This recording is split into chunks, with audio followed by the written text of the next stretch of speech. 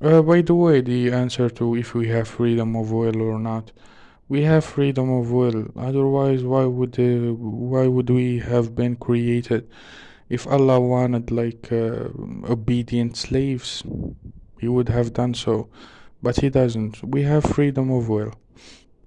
Because if we weren't free and we didn't have freedom of will, we wouldn't even have consciousness.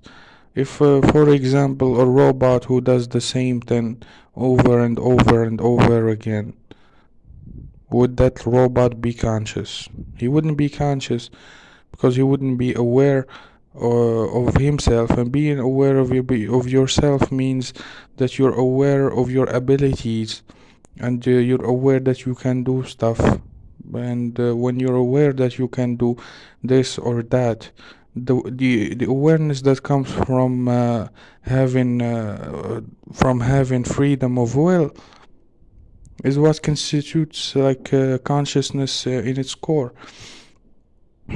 So in my opinion, if you're conscious, you're aware of your freedom of will.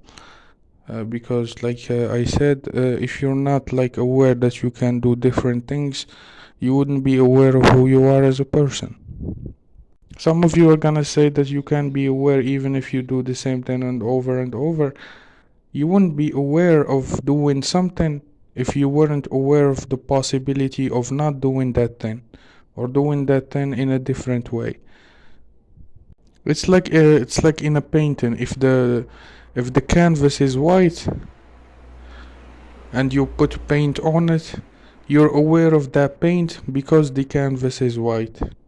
If the canvas was the same color as the paint, you wouldn't be aware that you put the paint of the same color on that canvas.